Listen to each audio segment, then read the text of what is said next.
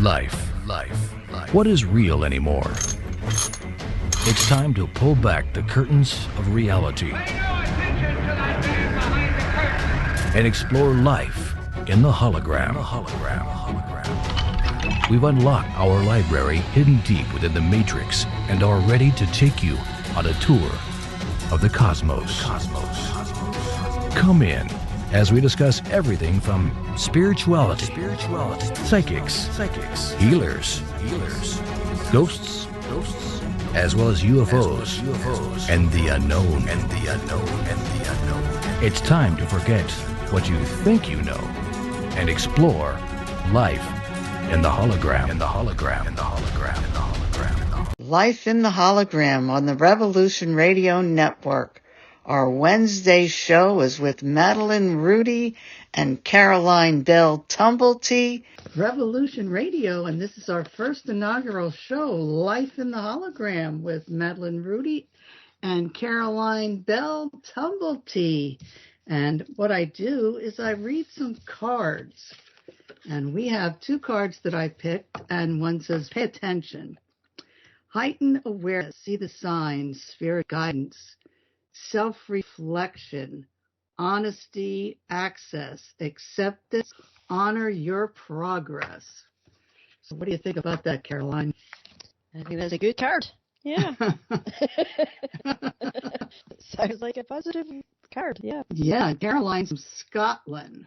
Indeed, yep. Yeah, and she's up in the wee hours of the morning. It's really Thursday where she's at. Yes, it is. It's 3 minutes after 3 in the morning in Bonnie, Scotland. Yeah. Yeah. So what's the other card you got? What other card? I just picked two cards for us. That was two cards. Yeah. I thought that was one card. No, one was pay attention, one was self-reflection. See, I wasn't paying attention. And that's what I told you, too. Oh, okay. Okay. And yeah, it's really good to be here on Revolution Radio with you, Madeline. This is exciting. And we're going to have our first guest, and our first guest is also on Revolution Radio, and like a legend, Solaris Blue Raven, yes, Raven Stars Witching Hour and Cyber Witch Cafe on Saturdays, right? Midnight. Yeah. Yeah. And I'm going to we got our bio here. So our fabulous guest is Solaris Blue Raven.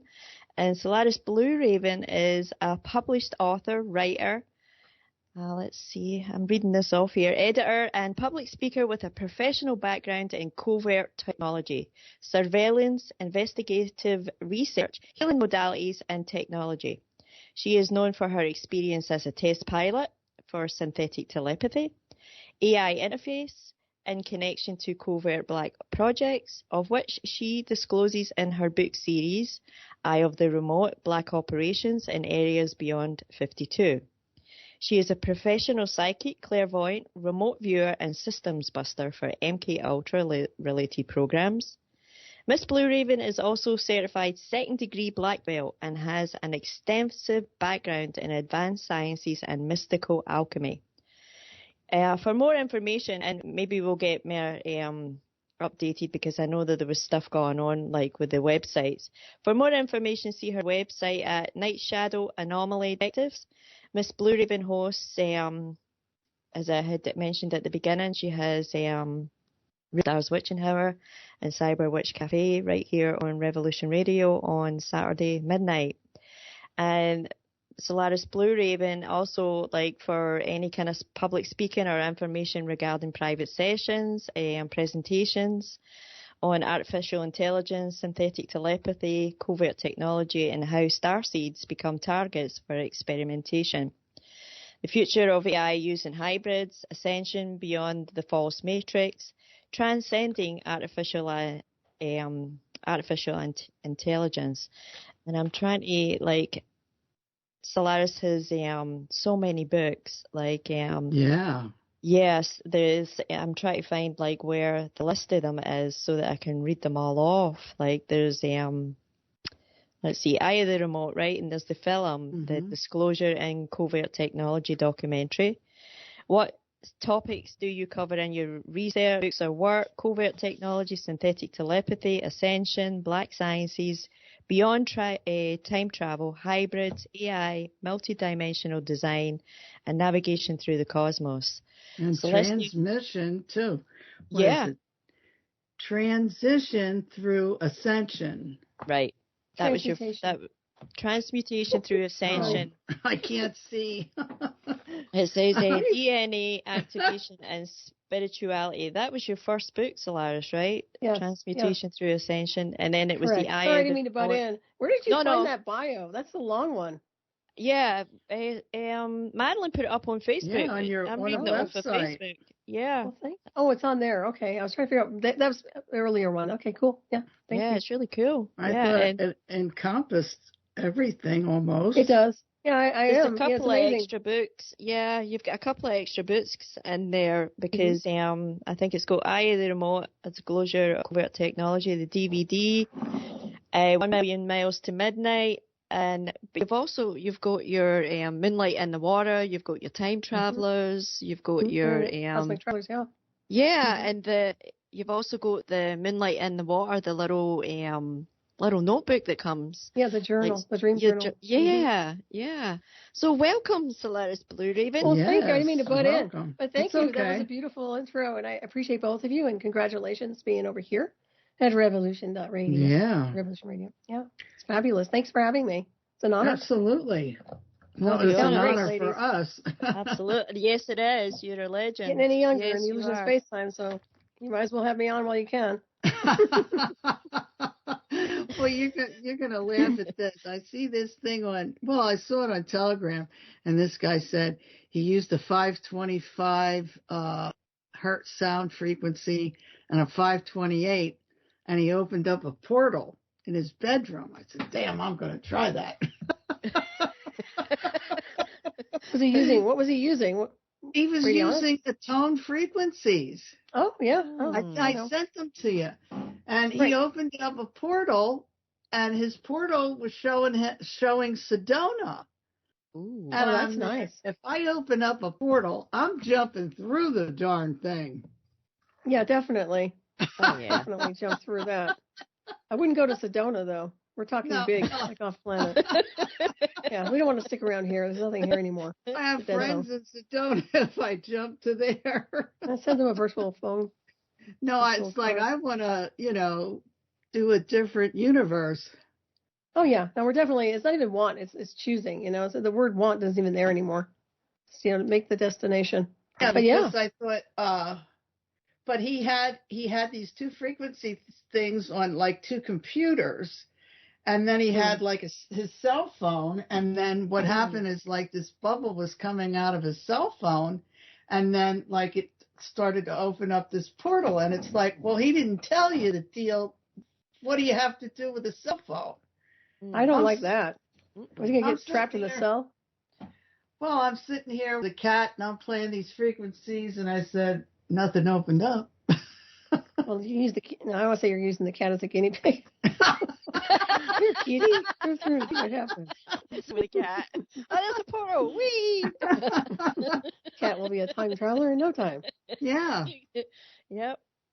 But I thought, that's interesting. Did he get a photo? You have an image of it or anything like that? Yeah, I sent you I think I sent it to you. You sent me a picture?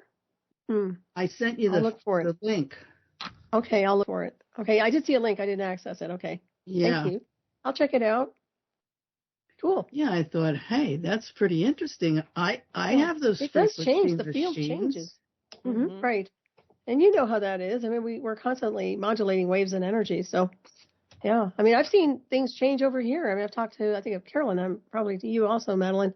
The whole realm we're at, it was mutating and changing and shifting. And then the air traffic started to come in. Unfortunate. So, yeah, well, tell our listeners about some of your books. Oh, no, Which one was like, which one really did you get, that I have to write this? I think it was all of them. Either remote series was one that was driven just because of the technology I was interfaced with and the need to disclose the data. So that was one of the initial ones. Transmutations was my first book, and that was more about ascension, DNA activation, consciousness, and a very easy 101 manual for spirituality and ascension before it got hijacked by the New Age community, by the way. So we're talking mystical alchemy and mystery school teachings and just a nice way to look at information based on your cosmic consciousness. And after that, the induction pulled me into the covert warfare program. So then it became very, very dark and warfare related, connected to Psy-war and synthetic telepathy and psychotronic weapons. And then the remote series came out. And after that, I started, I wrote Program by Deception, and that was another sequel to either, it's another sequel. And then it morphed into 1 Million Miles to Midnight later on down the road, which of course was one of my favorites, which is really the real initial interface in a sense of where I've been. And then after that, I looked at the Cosmic Travelers and analysis of time travel, but I also went into alien intelligence before that. And that to me is one of my favorites, actually. Alien intelligence, I think, is my favorite next to 1 Million Miles to Midnight. Mm-hmm. It's spot on. I mean, I wish people would understand. It's sad because people, and we talked about this before, how people data mine, they take snapshots of things on the internet, they hear people talk on the radio, and then they copy it, and then they start replicating it. But they're not the initial people who were the ones who were there. Like for me, I was an initial test pilot. It's not a brag. It's literally where I've been. This is why I have so much information, is because of where I've been to be able to decode such things. Most people wouldn't be able to decode it because they weren't there. But now it's being borrowed. The data is being borrowed, which kind of pisses me off. But the beauty of it is everything is in my books. And it was there. It's a benchmark. It's a time capsule. That's exactly what it needed to be. Whether it's buried in between the space-time, I don't care, but it's there. And the seeker will find it, so. Yeah. Yeah. And alien intelligence, you literally released that right before the lockdown, right? I know, and it's such a shame, because it was going to take off. And I did that last presentation over there in California, and it was right during the shutdown. And like I said, whenever I do presentations live, it's amazing to me how many scientists show up.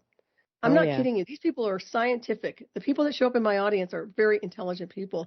They're not your average, like, woo-woo, let's go to CE5. These people are very smart. And they're very interested in my work. And it's a shame because I felt like that was a real breakthrough insofar as information goes. And then all of a sudden the shutdown happens. Everybody gets consolidated in America. And I've said it before, one of the reasons, in my opinion, that people were isolated in their homes is because they could be triangulated for an analysis, whether it's an electromagnetic scan, whether it's a brainwave activity scan. People don't understand that part, but I'm sure of it. It's Psy-war beyond the realm. And this is also the idea behind mastering the electromagnetic spectrum. They're literally dominating the field and doing an analysis to control and manipulate to some degree, if you ask me. So, yeah, I agree. Well, yeah. My friend DJ, she sent me this video about over there on Maui that they have what did you call it? Not a microwave shot, but an underground thing for these waves that they send out that they can like start the fire. Oh, scalar. Yeah. Yeah, they have some kind of base there. And you were in Maui, weren't you, Solaris? Oh, I was. That's where they wanted me to go. That's where my handler wanted me to go. And he showed up afterwards, after I got there. It wasn't, you think this stuff is like imaginary? I'm telling you, right, you can't make this crap up. So yeah, he goes, go to a place if you're choosing where I can get to you. And I went to Maui. Don't ask why. I think it was more of the program because that's where he's on Kauai most of the time, or he used to be. But anyways, it's interesting because that's where a lot of tech is. Yeah, and you're absolutely right. They have a lot of black technology there, which is literally, it's in the middle of nowhere. It's a very remote location, and they can get away with a lot more than they can here because it's beta testing. And you look at Zuckerberg. I mean, look at all the people who are over there, the big guys. I mean, as far as the billionaires. And so, yeah, I was over there, and that's when I was trained and did a lot of interesting things and had a lot of interesting activity with people that showed up out of the blue. So it's been a weird ride. It really has. And the sad part of it is, it's like, you were minding your own business. Well, I was. I mean, but the funny thing is, nothing ever gets mentioned about it. It's like it never happened. That kind of Disneyland thing. That's their mentality. Yeah, so it happened. Yeah, it happened all right. That's why I documented everything. I was like, you know what? This isn't going to go down the way they want it to. So. Yeah, like you were a person just minding your own business. I had a great life. But then I was wondering, and I've talked to Carolyn about this, maybe that wasn't my life at all. Maybe I was always part of the program and was extracted into the program at the right time. I don't know. I'll be honest with you. I really don't know. Because it reminds me of the Long Kiss Goodnight. It's like all of a sudden I get recruited, extracted, inducted, trained, even tortured and interrogated, but always handled for a long time. We're not talking 24 hours for a week or two. We're talking, excuse my French, we're talking almost 20 years, okay? Mm-hmm. Talking a long time to have technology interface change you, modify you, train you, alter you. And you have to ask, you have to look at it later on and say, maybe that's what it was all along. Maybe I wasn't, maybe all these marriages or the place I was where I thought that was my life was just a program created by them. I don't know. I'll be honest with you. I just don't know anymore. So I just keep navigating. I write my books and I keep moving on into another realm because I just can't hang on to these things, these experiences like that, But it is concerning. Mm-hmm. Yeah, it's very concerning. It's a shadow in your life, Was it all for nothing? You have to ask yourself. No. Most people are married for 50 years, 30 years, 40 years. I never had the opportunity to be married very long. They took me right out. Mm-hmm. And it was right in my prime, too. It was right when everything was working perfectly in my life. I was training, doing martial arts, instruction. I had it all going. Arts, working, married, perfectly happy. Really weird. Really, really strange. They could have millions of people. They could have extracted anybody. And it is true. Why me? I think there's a lot of reasons behind it, but it is interesting. Yep. Well, he knew he was pulling in. He knew he was pulling in.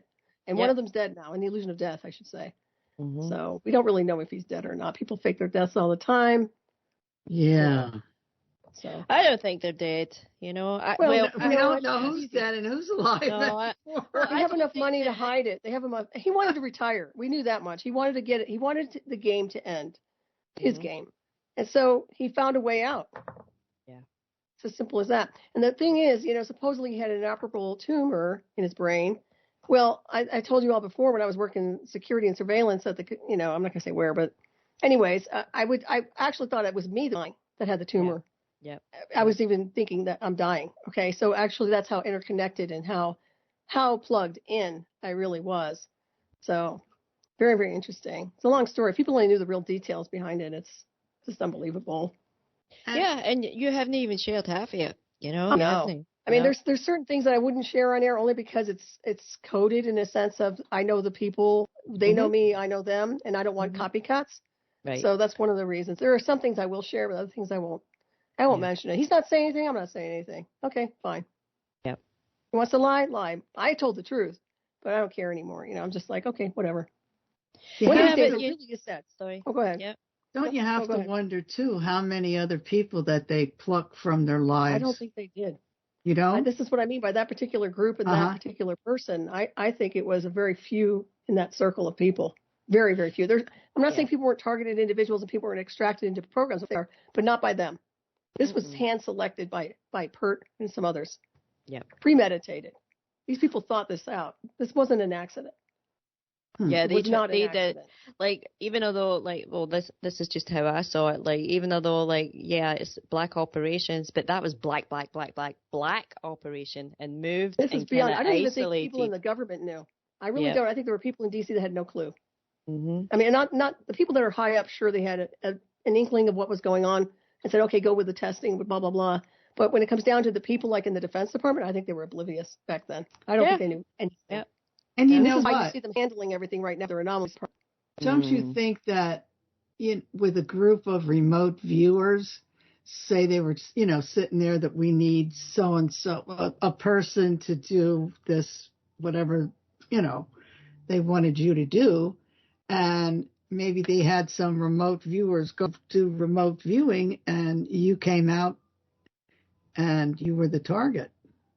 I mean, that's I don't think that. I mean, I don't know about that. I do know they did a lot of testing with me, and I was very good, adaptable to the program. Let's put it that way. Mm-hmm. I was really good with the remote viewing, and the remote viewing what we do is interfacing with the tech. So it's not just remote viewing like just organic. We're dealing with technological interface, which makes it very, very enhanced. And so the guys who are in the deep, dark areas in these remote viewing projects, if they don't know what I know, then they're not real remote viewers, because I know this tech really well. It works really, really well. And I will say that it does enhance what you already have. And that's the things, I think it was just one of those things where they were beta testing a lot and I was doing really well with it and they extracted me and kept going with it. Mm-hmm. But you know what? And like I said before, when I asked Michael and I talked to him in person, how long does this last? How long is it going to last? He goes, how long do you want it to last? That's what he said to me point blank. You know, I wished, I said it a billion times. I said, I wish that mother effer would have stood and really, really told the truth with me instead of against me. Yep. But that's, he's covered his butt and he covered his clients, and that's all he ever did. And now everything is just a fiasco. If he had turned the card differently, I don't think any of this would have gone down as negative as it did. It's really a shame. So Yeah. But it's old, As I said, one's gone, one's dead. The other two are trying to resurrect their careers on tour, which is laughable. Sorry, but they're not the talent. They're talented, but they're not the talent. So No. And nobody wants to see them tour. So No, they're ugly. Well, they're ugly in spirit. That's the thing is, they're not nice people, and people think they are. And the thing is, the persona of people in the entertainment industry is you think they're nice because they're your heroes, or you look up to them, or you like their music, and you think they're just perfect. They're not. It's a facade. It's a mask. It's a program. They're handled just like anybody else. And once you break through the barrier of seeing how they function, they're really dysfunctional most of the time. Yeah, they're neurotic, disgusting. psychotic. Yeah, they're usually borderline schizophrenic, if you ask me. Addicted to alcohol, drugs, sex, whatever it is. Sometimes it's technology. It's a rush, no pun intended. I wonder how these, not all of them, but most of these, singers and so on and so forth get into that situation with, sex, drugs, and rock and roll, let's say. I think it's just there. I think it's just one of the things where they can't cope with the masses. When you think about it, it's overwhelming to be around that kind of energy. If you're on stage, you know how we are psychically, energetically. You're experiencing all that hive at once, and it's a real high for them. And I'm sure that they have a hard time dialing down afterwards. But the thing is, what I noticed is what they were doing with this tech, especially with the band. They were using it for their own surveillance. They were using it interconnected live feed for their communication system. It works really well. You don't need anything. You don't need the headsets. You don't need cell phones. You don't need crap. You're just interconnected, and it's not like it's crazy. You literally have a channel of communication where it's smooth, it's encrypted, it's quiet, and it's communication. Simple as that. So I can see why they did it, but why they pulled me in and why he wanted me to know about it and why he wanted me in it is beyond me, still to this day. So. It's your abilities, It's your part of it is, definitely. Yeah, your and abilities. I decoded a lot, too. I mean, I broke it all down. I decoded this thing. I did analysis. That's why my books are so important, because they're literally a breakdown of the tech. And talking about things, back in the day, nobody talked about synthetic telepathy like I did. They didn't talk about the warfare program, the Psy-War. Now you're hearing it more and more in the New Age community, or you're hearing it with the UFO community, but you never heard it back then. These guys never talked about it. They would talk a little bit about mind control. That's about it. They never understood the mechanics. I broke down the mechanics. I broke it down to the molecular, cellular, atomic level. Not only did I break it down, I broke down the barriers to a point where I told everybody what we can do to get out of here and how we can calibrate and what we can do beyond all that, which I'm sure Musk and I'm sure Zuckerberg is working on beyond it. They know. These people know. Okay? If I know, they know. As simple as that. Well, they better not get out of here before we do. I'll be out there. I'm not planning on sticking here. I said it before. I'm not here to be reabsorbed into the lie, into the false matrix. I'm not here to sit here and play this game. I will not do it. So people know that. I've put my benchmarks out and my time capsules. I'm going to keep working on the star map and working on the gateway, which is active. And hopefully I can get to a destination or a location on this realm where I'm not being intruded to the level I'm intruded upon, because I really need to be in a place where I'm not getting hit with anything in any form in proximity so that I can go on with this experiment. Well, I wonder if you played some kind of frequencies that would, I've done a lot of that. Deflect what's happening. It does. It can. The thing is, when you're wired a certain way, they treat you like a drone. I mean, we have certain biotech in us. So they can hijack it, they can attack it, they can disable it, they can disrupt it, they can throw signals at it to create all different kinds of feeds. They can sit there and do an array attack where you're literally hearing all kinds of channels and transmissions and frequencies. Some people who claim that they're hearing voices, we've talked about that. They're just hearing radio communication systems. Some are encrypted, some are not. The targeted individuals, like I said, what pisses me off the most is that was never addressed in D.C. or Congress. Not really. And they want to sit there and talk about UFO disclosure. I'm like, why don't you talk about the targeted individuals that I know? I can give you a list as a mile long of people who have been killed by the project. Yep. Killed and forced suicides. Why isn't that being addressed? How come that's not important? It's very important. Okay, people were murdered overtly, and that's just inexcusable. Inexcusable that that's happened. Not to mention they were made to look crazy when they weren't. Right? Gaslighting. They weren't even mental. But you know, if you're going to create a schism in the brain long enough onto a target of interest, you're going to make them mental. Make them potentially fragmented. It's amazing that I'm as stable as I am, because that can really mess people up. But I can tell you, when I was first inducted, I wasn't talking verbally. I was all interfacing. I was completely interfacing and completely handled. And that, I wish that people would have seen that back then. My husband was only used to that at the time. Even, you know, when I first met you, you talk so fast that you talked a month worth of words. Yeah. 2 minutes. Well, it's machine. Yeah. But it's the interfacing. It's also a going lot. back and forth. Well, it's also when you're being interfaced. Like with their program, if they do an electronic command program, if they're doing anything with interrogation or attack, I would basically counter them nonstop, fast forward. So I would speed up just as fast as their interface would go, to a point where I was constantly having to defend myself in my own head with their attacks. That's when it just came output. You know, I started talking to people, and I talk fast anyway, but I have dialed down a little bit, but not because I want to. It's because I'm damaged. I have some damage, but this isn't healthy. I don't think people understand. I've never had myself looked at. I've never had an MRI to see how much damage has been done over the years. I don't want to look at that. Okay, so I know I have damage. Okay, I know there's severe damage. Let me tell you something. You couldn't even. You would have to be put out to go into an MRI. I had an MRI done a couple of months ago. Maybe it was a year ago. I don't know. But it's like, she says, well, you know, I said, there's not going to be any break. I said, let me out of here. You don't really need them anyway. I was going to get one on Maui the first, like when I was first there after the induction. And the day I was supposed to go get the MRI, the machine broke, and that was not an accident either. I don't care what you weren't meant to do that. It's just so weird. It was horrible. I mean, it was horrible. I felt like I was I don't like war. All the clanging and banging and it actually messes with your electromagnetic field a little bit too. It can really screw you up a little bit, energetically speaking. But so can anything else, you know, like I said. I don't know what she said. Well, she says, you know, I'm going to take you out for a minute, and then I said, you're going to take me out altogether. I'm done. Yeah, it's no good. They have the ones that are partially open now, which isn't as bad. So it's like, forget about it. Let me out of here. I don't like it. Practically ran out of there. I felt like I was in the middle of a war. I mean, it's like so clear in my head. It was horrible. It's wild. Well, it's like a magnetic thing, right? It's clicking, and if it you was have clicking, banging, it's terrible. If you have like, you kind of have like any kind of implants, like any kind of metal, like titanium or anything like that, like rods, because it can be ripped right through your skin. You know, you have to be careful with pierces and things like that too. Yeah, I had one before, but I think they must have had me. I know they overdosed me on Benadryl, so maybe when I went in, it didn't matter. you were drowsy. I'll do it. But the second time, I don't need anything to put me out. Are you kidding me? Good grief!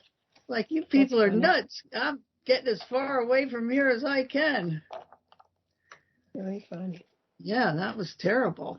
Because I already hear sounds in my ears, and it's not tinnitus. No, it's not tinnitus. It's not any of that. No, it's transmission. I mean, I'm really hypersensitive to stuff to such a degree. I mean, I can tell when an airplane's coming before it even shows up. I hear it before it shows up. Not like your regular rumblings of engines. I mean, I can hear them like before they get into my airspace. Yeah. Fine-tuned. Very fine-tuned. And they did a lot of damage with that, too. They were beta testing. They were trying to do damage control and sanitization. This past 2 years, excuse me, this administration has been a real nightmare for me.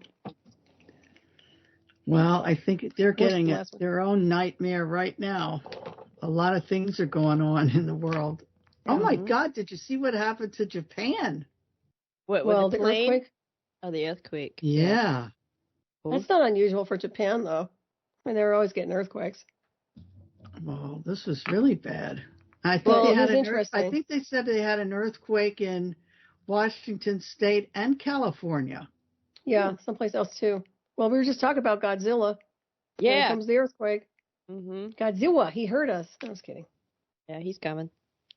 Godzilla. And baby Godzilla. Yeah. Godzilla. So what book do you think that our listeners should buy first? Oh, man. I don't know. The thing is, it's over their heads on a lot of levels without, I'm not saying this as a snob. I'm just saying that my material is very in-depth. It's very technical. I don't dial it down for anybody. So it depends on what they're looking for. If they're wanting a book that's on spirituality, transmutation through ascension is very simple. It's a nice read. If you want something that opens up the door to what I was involved with, then I would suggest, actually, Eye the Remote is a very heavy book. It's a hard book to read because of the tech and the information. I think Alien Intelligence is one of the better ones for them. And that's probably the best one. And if they're interested in time travel, the mechanics behind that, then the Cosmic Travelers is a good one. But I still like 1 Million Miles to Midnight. That's mine. So that's really the most important book I've ever written. There was a deadline to write that book, and I got it out. And I think there was a lot of data just streaming, and I was being downloaded with a lot of information, plus the interface, plus me decoding. So, it's real interesting. And I wouldn't take any of those experiences back, quite honestly, but I don't want to stay here. And I've told you before, this isn't home for me. No, I can't deal with it anymore. Yeah. And people, and they know that. They know when it's like anybody, you come back from something like that, you don't stick around. I don't want to be here. I just don't. I find reasons to be here. It's not healthy. I find reasons to be here. I don't belong in this space-time, and I know it. So it's as simple as that. I can blend in just like you can blend in. We can all walk around and blend in. But it doesn't mean we belong here. It's getting harder for me. It is. It's getting more and more difficult. And I think the part of it is I've spent a lot of time in isolation. So for me, it's not like I just jumped on another bandwagon and got another marriage and had another life. I didn't. I wasn't able to do that. I was extracted and trained and literally put into a place where I didn't have an option but to just do what I was doing. And at this point in my life, in the illusion of aging, I just, I'm just here. And the only thing that kind of gives me a solace is I think of my animals, and working on the projects that I work on with the Orion Gateway and things like that. But I certainly have no interest in sticking around and watching them burn this terraform rock to the ground anymore. And they're just going to keep playing the psyop. I mean, it's a carousel ride from hell. And I know what's going on. And if you know what's going on, why do you want to participate with it anymore? And people don't, believe me. I know they don't. Yeah. But they also don't understand how to get out. Right. And that's what we've been working on. And it's interesting because, right. And when you think about all these scientists and anybody who's a mystical scientist or anybody who's just done this type of work, they're always getting bothered by these agencies. Whether they steal their patents or they steal their information or they steal something or they try to, sabotage something. It's like, why can't you just leave us alone and let us go? If you don't agree, fine, disagree. But don't stop and sabotage the work. Let us do our work and let us leave. It's as simple as that. Yep. So, and I'm speaking on behalf of Cosmic Intelligence. That's where I operate from. So. Yeah, leave us alone. You know? It's like, you know what? Alone. I've been a master at tech. I like the tech. I don't like them. Simple as that. It's not bad. They are. Well, they haven't done anything that could redeem them, No, like they kept their mouths shut. I think what pisses me off the most is that there was never any restitution for damages. There was never apologies. Nothing ever came out of it other than just pretend it doesn't exist. Pretend it doesn't exist. Shove it under the carpet. Just make it go away. Make it go away. And of course, I never did go away. I've always been here. The illusion of putting the work out. Yeah. I'm not the type to go away. Okay. But I'm not the type to sit here and loiter either. That's not my style. I just put the information out and then I have other things I want to do. Could you imagine if they just left you alone? Like what you would have been able to. It would have been phenomenal. We did some really cool stuff. And I honestly can tell you, I should have gone to California in 2000 before I went to Colorado again. Michael told me, he said, come to California, but he never pursued that. He did invite me out there. I don't know what would have happened, but I have a feeling it would have been a better arena than what happened afterwards. Yeah. So they didn't want me in Colorado. So yeah, but you know what? I understand that now. They couldn't have shut you down. They couldn't have shut you up. You're still here. Your information is out there. The books are available. There's people out there like scamming and trying to steal your stuff. But you know what? They don't have your experience. They will never be able to expand on it. They'll never be able to evolve it. Like, that's yours, It doesn't matter. Very true. They're all fake, It's just fake. And it'll never go anywhere. Like, maybe they think that they came up with it, but it won't go anywhere because it's not theirs. Yeah. I'm the one who's the initial test pilot for that. Yeah. And a lot of that information, I think, went with him when he supposedly died. But, my handler's still around, the ex-handler. He's not a handler to me anymore, but he has a lot of information. Whether he's been in a race or not, I don't know. But he could have easily come forward in a good way. He could have. Yeah. See, I don't think we've had the last yet. I don't think we've had the last. Well, it's too late now. I mean, like I said, this happened in 2004. Think about it. We're in 2024. How many years ago was that? And how that years ago. Yeah. Yeah, no kidding. That's my point. Is like that's a long time. That was, that's a whole life. That's a life that was taken on a different scale. But yeah, I'm pretty sure I won't hear from them or anything else, and I don't need to. They're just playing Fantasyland. Look at what's going on with him writing his book on all that crap, and I don't want to mention names, but they're really just incompetent imbeciles. And the ugly guy that reminds me. The ugly guy. Yeah, the ugly guy. Yeah. Yeah, the stuff of nightmares, right? That's the way they look to me. Like, they look like the stuff of nightmares. I'll tell you, they're not nice people. They're not good people deep down. I try to look for the light in everybody. I really do.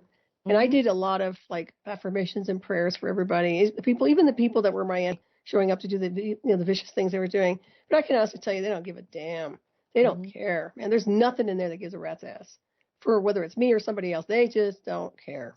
So, and that, I think, was it took me a long time to register that. For many, many moons. Because I kept having this, like, Peter Pan thing, like, oh, it's going to be okay. It's going to be okay somehow, some way. And it just wasn't, It's not like I was being in denial. It's just that I was optimistic. I spent my whole life being very optimistic and supportive of people, whether it's training them in martial arts or doing healing work. I was always very positive. And for me to become more negative or more neutral or more jaded, and you've heard me, now I'm, like, very jaded because I've seen it, man. And it's just like, it's just a whole different ballpark. Well, I think the reason why I think we've not heard the last yet is because where we are now with the technology is where you were 20 years ago.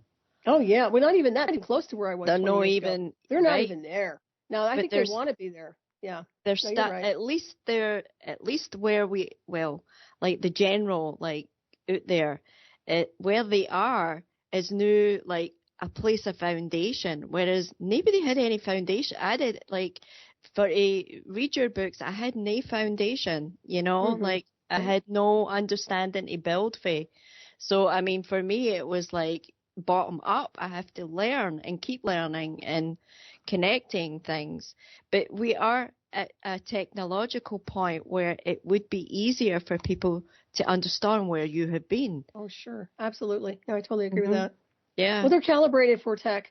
But the thing is, they'll always get the sloppy stuff. They'll always get the stuff that's low order because the mass collective, which they call the consumers or whatever you want to call them, they don't think they're worthy of anything. And to upgrade them, I do know we have natural DNA upgrades from our own cosmic and where we come from as cosmic celestials. But for them to just sit there and try to do something for someone to benefit them is very, very, in my opinion, experimental. I don't think they really want anybody accelerating. I think they were probably pissed off that I got as far as I did because I don't have a classified background. I don't have a clearance in their department, but I'm better than a clearance. I've got more than a clearance. Yeah. You know what I mean? Oh, yeah. So that probably made them livid. How can she have all this? How can she have all this interface? Blah, blah, blah. It's like somebody who had a very nice clearance pulled me into something very cool, but also was very abusive with it. So that's really what it boils down to. Yeah. Yeah, it's like they're sadistic, It's like, well, they're narcissistic. I think society that's all about control, manipulation, and also wanting you to be what they want you to be. Oh yeah. Whether it's your personality, whether it's your name, whether it's your looks, whether it's whatever it is, they want you to be that. And the one thing I do know is that they will try to keep you in that stasis of control, whether it's through childhood, false screen memories of childhood. And I tell everybody, be very careful because they can insert screen memories of childhood that has no value. And people say, I remember this when I was a kid. You don't remember anything. And I guarantee you, most kids really don't have memory banks. You're moving energy and consciousness as a kid. Most kids are very spiritual in consciousness, and they don't really have a lot of memory banks. If you're getting like a lot of memory banks, I would say that's MK Ultra or something that was tampered. That's just my own analysis of it. I've watched these guys. I know they do it. So, and it's one thing that, because if they can keep you in backwards in time, in the illusion of time, then they have you under control. It's all about keeping you in a space of remember this, remember that, look here, look there, but never look forward, never look beyond the perimeter of where they want you to look. Don't look beyond the configuration of the space-time, which is a huge deal because we need to be looking beyond the space-time configuration. And that's where I live. That's my home. So I'm not here. Well, you know what fascinates me? That some of these people remember their birth. Some of them remember when they are in utero. Well, that's what they say, but I don't know how much of that is prompted versus a real memory bank. That's what I'm talking about. How much of that is really valid? I can't say yes or no to these people. All I can tell you is that there's a lot of prompting going on. There's a lot of people inserting screen memories. There's a lot of screen programs running to keep everybody in that stasis. I've really gotten away from a lot of that insofar as everybody's, if they're talking about the past and living in that kind of a past, I really have to look sideways at it a little bit. It's all about energy, streaming energy, and not being, completely, taken by one moment, one fractal. So. Oh, yeah. I look at my memories, and I recount them, I'll even talk about them. But, I'm not convinced that they're actually real. No. I'm not. Like I said, most people tell you if you have siblings and the illusion of siblings, and that's questionable, too, by the way. They are what they are. But my point is, they'll say, remember this, remember that. That's their memory of you, not yours. And that is a big deal. That's a huge deal because it's really about what you remember, not what someone else's version of you is. And I find that that's something that has been kind of it's been obfuscated a little bit. It comes down to that, I don't have that memory. Well, it's because I wasn't there. Really, you were there. I wasn't there. That's what I really want to say because that's what it boils down to, isn't it? If other people have a memory of something, well, and you were there, but you don't remember it. Were you there? Was it another avatar? Chances are possible. If it's a real memory bank, we can go so many levels with that. And honestly, as I said before, there are a lot of us who are walk-ins who enter onto timelines. We don't incarnate. We don't live in the womb. We literally enter onto a timeline. And when the timing is right and the illusion of space-time and the portals are right, we just enter into the biosuit. We enter into the body and we take it over. And we're not archons or something. We're literally an aspect, but we do come in as avatars. And that's usually where you see a lot of walk-ins, things like that. And those are the ones that bring in the galactic neighborhood. They bring in everything from the galactic database. Well, we need a few more of those. Well, there's plenty of us. We're here. I mean, if you look at my intelligence, that's the star population, the star people. We get isolated early on, We really have been isolated. Yeah, absolutely. Yeah. And most people don't share notes. I mean, we don't sit here and brainstorm like they did in the old days.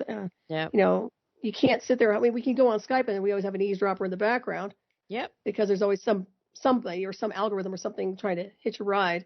But when it comes down to it in the old days, how often did you find beings who resonated like you? Had the same consciousness or similar consciousness in the sense of star seed consciousness, different levels of evolution, knowing things beyond the spectrum of here and not understanding why, technology that they don't really, that they never had exposure to, but somehow they know how to run it. I go on and on about these things. Yep. I mean, that's us, okay? Simple as that. I had no problem running with the tech I was interfaced with. I had no problem decoding things. Fast forward. Was it them doing it? No, it was me. I was decoding it. And I was writing about it. Yeah. So it's amazing. It's funny that, it is. And I think I had shared this with you, when I came back to live here, after 30 years of living in America, came back to Scotland to live and sitting with the family. And I think I mentioned that my brother and my sister would talk about events that happened when they were young, like it happened to them. And I would be sitting there going, that's not your memory, that's mine. Wow. And so, I remember, and it happened a lot. I mean, it happened a lot. There was points where I had came back from America for my parents' 50th wedding anniversary. And had came back to house sit for them so that they went on a wee cruise for their 50th wedding anniversary. And my sister swears to this day that it was her. I have pictures and everything. Yeah, I mean, I have the stamp on my passport. Mind control. Well, I think that I was written out. I think I was written out of their lives on some level. Makes sense. Yeah, right. I mean, I'm still piecing it all together, but it's almost I was written out and all my memories were kind of split up between them. And I'm the same. That makes sense. You know that? Right? I got written out. Yeah. Reminds me of Back to the Future where the picture starts to fade. Is it Marty? You're right. I'm feeling too. So I may as well just be who I want to be, I'm nobody's child. Yeah, I would think so. As star beings, we are what we are. We're energy, we're consciousness. We do a lot of different things. We enter onto timelines and people, and I really don't hold anything. I don't really hang on to anything anymore here on this realm. I don't. I never did anyway. I really never did. And I've said before, I even, as I reflect in everything, I can tell you, man, I was never from here to begin with. I'm sure of it. It's always been different. Yeah. And I'm not just talking just different. I'm saying way different. And I just realized it, as I got, I thought everybody else was like that, They're not. No, they're not. But that's what, Faye, I have met Madeline. She's always said, get me out of here. Yeah. Well, I think that's my line is, who are these people? How did I get here? I'll just consider them enemies at this point. Sorry. Well, Solaris' spaceship crashed in the desert. That's right. Roswell 7. 51. Yep. I don't know what happened. Nickname anyway. I'm still figuring out where are these people anyway. They're not your friends, I'll tell you that much. Oh, God, no. They haven't proven to me. Actually, they showed up as my enemy, so I just left it at that. Yeah. But okay. They're you want to be my enemy? Okay. They're slimy. They'll pretend to be your friend and your ally, and I don't think they ever pretended to be my friend ever. We're very very in your face about not being allies of mine. That's one thing I can tell you. Where I've been. Even my handler. He was always neutral. I wondered if that was part of it all, like the kind of bad cop thing. Well, they did do good cop, bad cop. They did that a lot with the interface. Yeah. That happened a lot. And also when you're fragmented and you're feeling vulnerable, they want a good guy there to make sure that that's the one you trust. And sure hell, it did work. Because I did trust Michael for a long time. Yeah. So definitely. He was the only one that was tangible enough for me to trust. So I did trust him. And he screwed me over. So yeah. What assholes, Really. I mean, I watched the documentary. I think it was, and I had read a couple of your books. I mean, it's a couple of years ago now. And that floored me. The documentary just floored me. It was, you can see it. You can see the trauma. You can actually see it. Oh, you can see the pictures of me when I was younger. I mean, and I was super young, but I looked so vibrant and filled with light. You can see the light all over me, the beautiful radiating light. And towards the end, I just looked so dark and so dismal, like I'd been pulled into a very dark world, I really did. Tormented. It's a tormented. Yeah, very, very tormented. And completely traumatized. Yep. There's no doubt about that. Yep. Yeah. It's really not pretty. It's not at all. No, and they're not getting away with it. They're definitely. Well, they did get away with it. Unfortunate that they did. They really did get away with it. For now, they got away. Just for now. Well, that's what my lawyer said, but he's disappeared somewhere, and I don't know where the hell he is anymore. I think he might. I don't know if he's alive or not. Ran away. He's worked for national security, but he's and that's why I used to say, well, he said they got away for now. They got away for now. But for now. For now, it's been 20 years. So I know. Yeah, I think that's pretty much the deal. But one of them is not alive anymore, so there you go. Angel Death maybe had an issue with him. I don't know. They faked it. It's one or the other. Yeah. Can't tell you.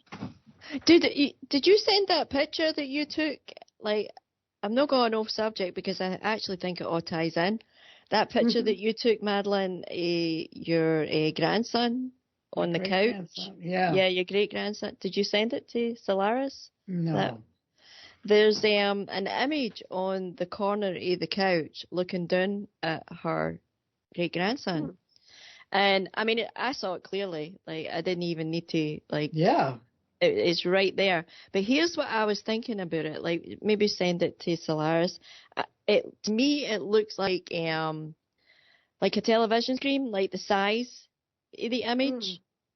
It's a face, it's an angry face, but it's like an image for what I thought it was Sparta, that movie, Sparta. And I wondered if what movies or games your great grandson has been playing lately, because I think that's his image. Oh, interesting. Like a digital image. Well, then my granddaughter took a picture of his brother when he has a little fever blister, and the picture has a great big orb on it, on his cheek. Wow. Yeah. Those kids are very supernatural, aren't they? Mm. I've seen the other stuff around them before that you've sent my way. Mm-hmm. Yeah. I don't know if they need a clearing. They might, I think you do a lot of work around them energetically speaking. But I think children are magnets for a lot of stuff. They are. That's why you have to be careful with them. And, I would even put dream catchers and just certain things in their room to help keep everything clear. You could. And then my granddaughter used to have a lot of orbs around her too. Their mother. All the time. Lots of orbs. I don't think orbs are bad, though. Usually they're not. I don't think they're bad. They say that it's the color, like different colors mean different things. Like that's what I like. When I was in Sedona, somebody said to me, "Stay away from the red orbs." Interesting. Yeah, there was a lot of. Whenever I would take a picture in Sedona, there were always orbs everywhere, always. right? Yeah. Yep. It looked like even it at was night, all dust. When I take pictures at night, all the orbs would show up. Yeah. Certain areas are just primed for that. That's one of them. I think California is another spot that has a lot of that. You know, in my opinion, I think that's a good sign. I think that means there's a lot of different faceted energies around on a multidimensional scale. You know, certain areas that don't have that imagery to me feel dead, like dead energy, dead space. And a lot of that I think has a lot to do with some of the stuff they've been doing with the microwaves. It just puts a distortion in the whole field, you know. Well, they have like it does a lot to our of energy fields. In Sedona, you know, there's a lot of things going on underground there. Yeah. And in and behind some of those mountains too. A lot of mining going on there. Yeah. A lot of strange things going on. A lot. Arizona seems okay. I've had some new supernatural experiences out there when I was younger. Never went to Sedona. But I have had visions out there, waking, like, imagery. I had a lot of different, very, very powerful stuff happen to me out there. I was just traveling through the state. So, yeah. Yeah, it's an incredible state. It really is. Yeah, I loved Arizona. Yeah. You know, you could be down in Phoenix, and if you wanted to go skiing, not that I ski, but if a person felt like they wanted to go skiing, then it's like maybe 2.5 hours up into past the Grand Canyon of the Snow Bowl, and you could go skiing. And then you had the Grand Canyon right there. The Grand Canyon. That was only like about an hour and a half from Sedona. Oh, is that right? Wow, it's right there. Yeah, I was there about 3 times. Oh yeah, it was a drive. You know, you could be in the heart of the desert, take a drive, and you were in like high desert. Yeah, it was snow top. Yeah, I like that. That's what I like. Flagstaff got cold. It sure did. Yeah, I like cooler weather. I'm not super cold, but I can't handle the desert very much. I know I'm not real big on the desert. No, it's a very dry, arid. Yeah, well, I'll give you how it is. In Arizona, it's like being in an oven. In Georgia, it was like being in a steam bath. It's good for your pores. Yeah. When I lived in Georgia, I'd take a shower, and I only lived like 2 miles from the job. I'd walk down the steps from the apartment, get in the car. By the time I got to work, I was soaking wet, sweated. Yeah. Wow. It was so hot. It was just humid. It's like breathing underwater. Yeah. And in Arizona, it was hot, but it wasn't sweaty hot. No, dry hot. Yeah. Yeah. And like I remember walking on like coming out of the house in bare feet and walking on like the driveway, and I could have fried an egg on it. Yeah. So I could have. Yeah. I used to love to walk barefoot. Me too. Yeah. Don't do it much now. No, I don't either. Well, out here you have to be afraid. You have to be afraid to put your feet in the water that some kind of whatever doesn't get you if you go in the ocean.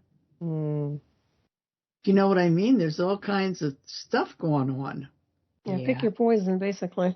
Well, I can say, like, the first day I went for my walk to the coast, like around the North Shore here, and I haven't smelled the water and the air be that fresh in years. It was that sweet, salty seaweed, like fresh. Usually I smell sewage because it's so stupid here, you know. But like New Year's Day, like me and my daughter took a walk. The sun was shining, the sky was lovely. It was just like a day out of time, you know. It wasn't. It's beautiful. Yeah, thanks for the pictures, by the way. You sent me photo of that. Absolutely I stunning. did. Yeah, it was a gorgeous day. Gorgeous day. We're going to a break. We We're are. going to a break. Yeah, so we will be. Back.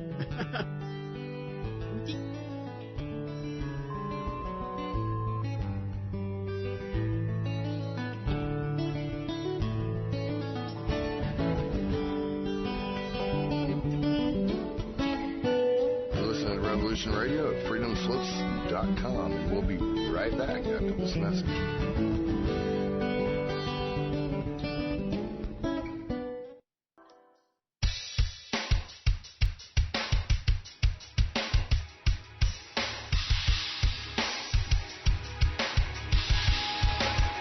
Enter into a world unseen on Raven Star's Witching Hour. You will encounter eclectic topics from the realm of spirit brought into our matrix of truth. With your host, the Solaris Blue Raven, Solaris will bring you an array of unique guests covering topics from ghostly spirits to amazing anomalies, covert technology, UFOs, and shadowy global events. And that's right here at Revolution Radio, freedomslips.com, Saturdays midnight till 2 a.m. Eastern Time. Revolution Radio, where information never sleeps. Let the magic rise.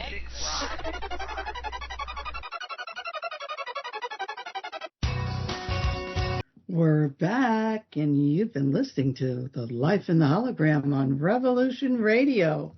And don't forget, we're listener supported, so don't forget to make your donations and keep us all on the air. It's just a little bit less than a coffee cup, right? A cup of coffee. Yeah, buy a coffee for the radio station. Yep. Buy everybody a coffee. Yeah. Oh, some of those coffees, look how expensive they are.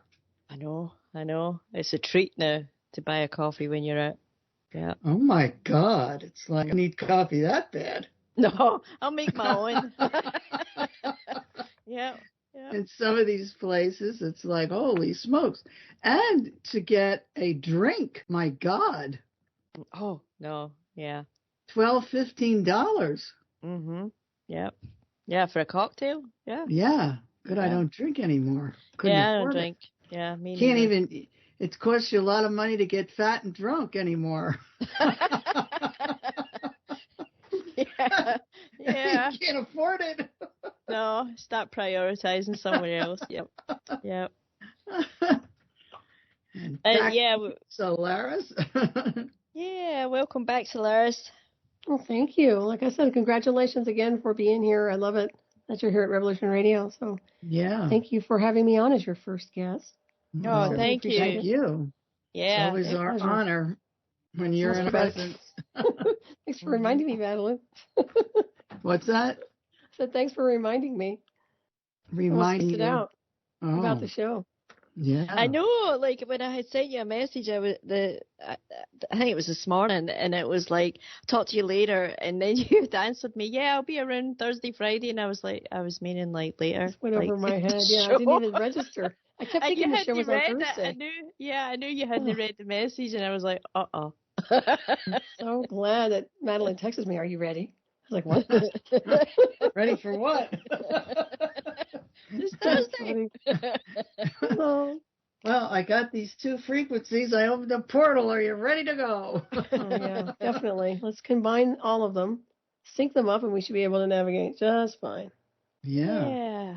So, Solaris, what do you see, like, I know you're getting out of here, but in the meantime, like, this year, like, what are some of the projects that you'll be working on? This year? I'm working on the star map I have to complete, which is something that I'm doing beyond the space-time configuration. So it's a map that's coordinates are connected to traversing the galactic highway, which you're not going to see connected to anything with NASA on their maps or anything else. But that's what I'm working on. That's one of my main projects, and maybe putting another book out at some point. But right now I'm going to work on the map as best I can. Are you going to be doing any like seminars or talks? Like, are you going to put together? I thought about doing one for cosmic travelers and maybe putting something together for chemical moon magic, moonlight in the water. So I'll probably try to put something together, but it's probably going to be on the internet. I'm not going to do anything in person. If I did anything in person at all, I'd be out in Vegas probably, and I don't know. I would do it solo. I wouldn't do it as a conference. I'd just go out and do it at one area and just say I'm going to be presenting. That would be cool. Just basically, just spontaneous on the spot thing. Yeah, so I might, because I'm definitely in that mode of I want the information out the way I want it out, and just doing a little here and a little there would be okay. Mm-hmm. I'm not disappearing unless I officially vanish, and then that's a whole different scenario. So yeah. Oh no! I want you to get out of here, but I want you to take me away. I know. So we're all working on. We're going to be traversing. Trust me. We're getting out of here. I know that sounds like Fantasyland. It's not Fantasyland. The reality is everything that people have been fed from day to day while they're living the lie. That's Fantasyland.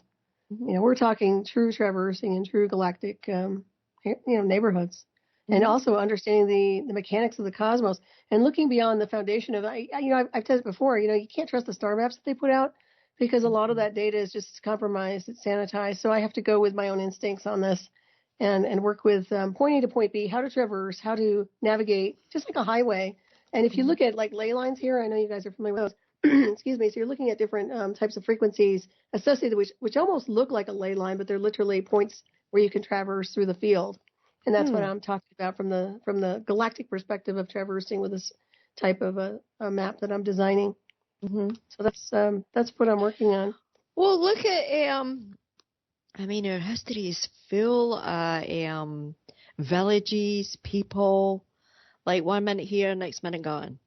Well, they face shift and bilocate. People think it's myth. It's not myth. No. But I can tell you point blank, I've never seen such oppression in my life with the field right now. When it comes down to the electromagnetic spectrum and what's above our heads right now, these guys are poisoning the hell out of everybody to such a degree. It's really doing damage. Yeah, they are. Excuse me. It's like damaging a beautiful rose. It's just they're just ruining everything. The life force, the prana, poison. That's all they do is poison.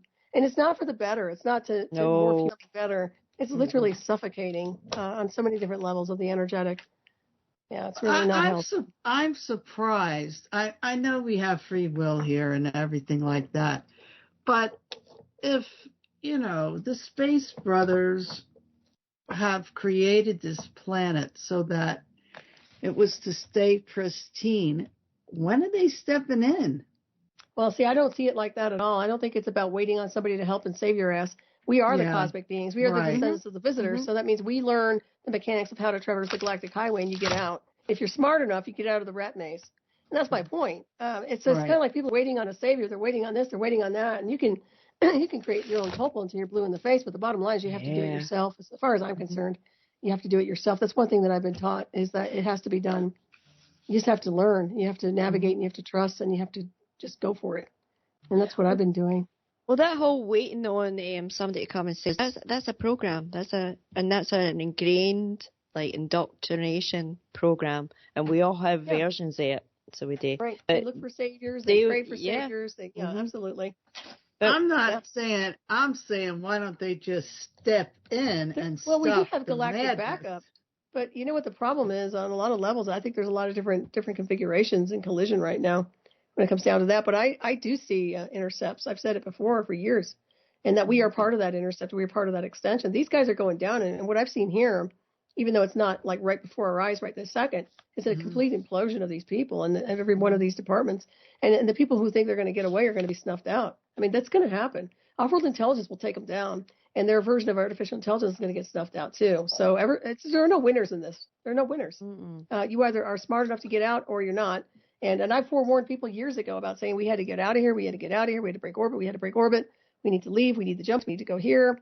The only way out is up as far as I'm concerned. Is to get the hell out of here. Get out of the line of fire. And the line of fire, this place, they're nuts here, okay? They're just going to keep going at it until they completely implode everything. And then when they don't, the sad part is, even if they don't completely annihilate everything, they still have these false matrices running around, the false belief systems, the social engineering. It's a defective program. There's viruses within the program to a point where it's non-functional. We can't live like this anymore. And those of us who are very cosmic understand it very clearly that this is painful. We don't have to be here. There's no guilt trip like, oh, we're supposed to be here. No, we don't need to be here. We don't belong here, and we should be gone.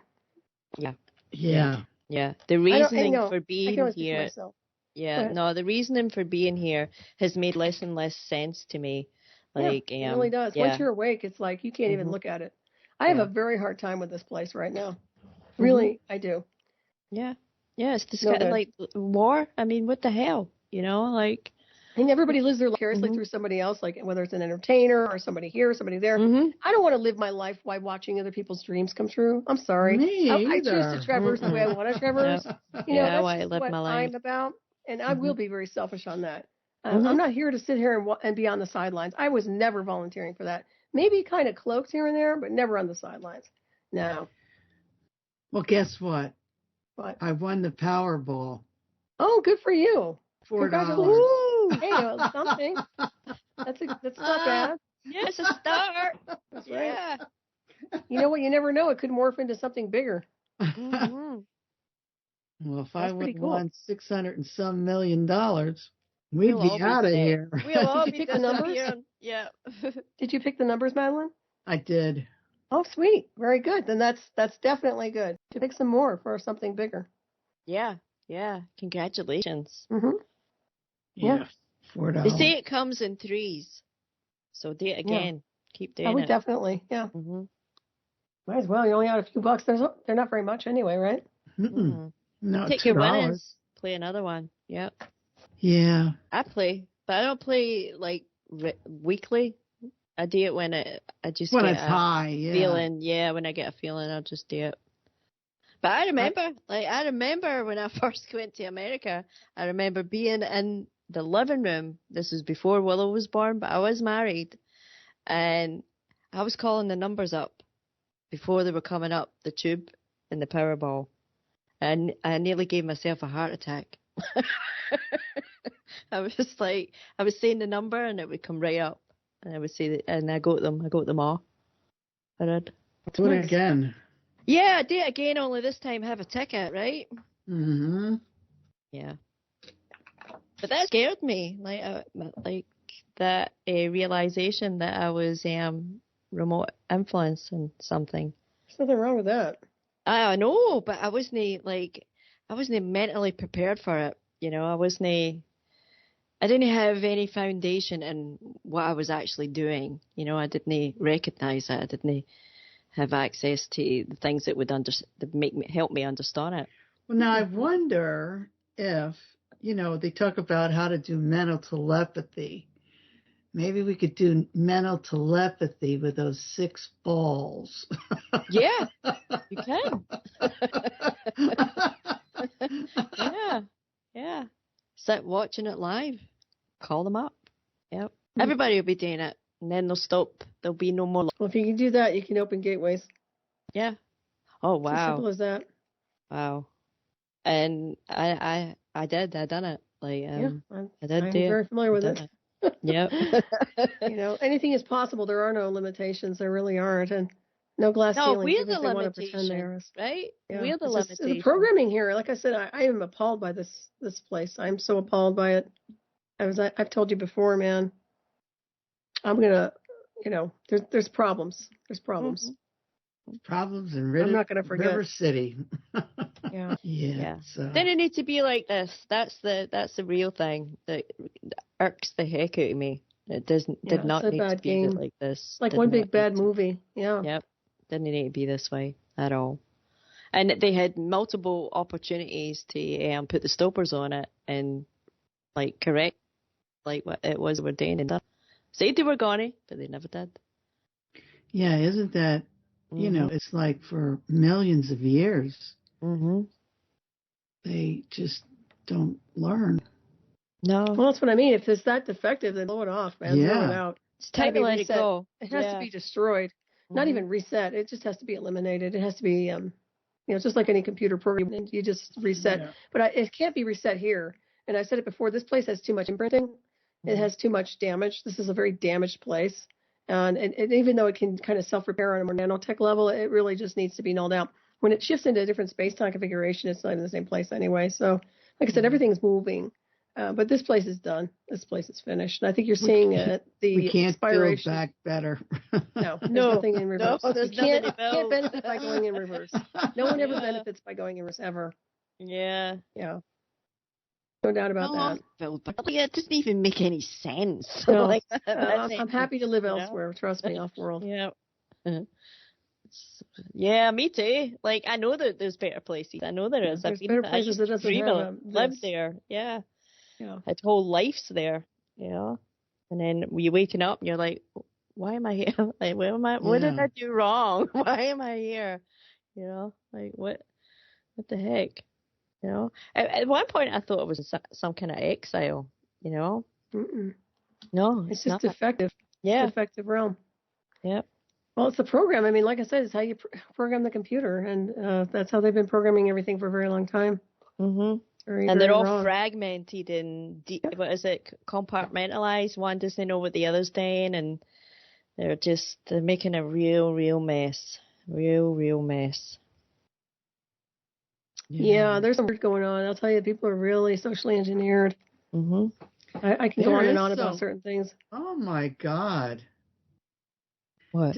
They had this judge today. She gave this guy like a 30-year sentence because he was abusive and so on. He jumped over the thing to grab her and beat her up. Oof. She ended up in the hospital, and I guess he's probably going to get life. Well, the system's crooked anyway. Yeah, what kind of world are we living in, you know? It's basically, it all has to be yesterday. And they'll never have a nuclear war, so everybody's worried about that. I wouldn't even sweat it. These guys are too cowardly. They're gonna do Psy war for the next, as long as they can get away with it, to create more distractions while they build their space platforms and do their thing, but they're still going to get crushed in that orbit. So that's going to definitely happen. And they don't have allies off planet, so that's going to crush them. They have enemies coming in big time. Well, they all think it's about the election now, right? We're in an election year. Yeah. In this country as well as in America. Yeah. So, like, wait, you see this? Yep. I'm not dealing with that again. I'm not going through another one of these. Nope. Nope. Nope. I will never participate in any of that shenanigans again. I'm done with them. Yeah. They really are obsolete. I stopped participating a long time ago. It's like, when the Jeb Bush thing, it's like, you know what? These elections are rigged. They're all rigged. Why are we voting? Yeah. Well, you said that to me, Madeline, like when I was saying like our freedoms are being taken away. What was it you said to me? Were we ever free? No. No,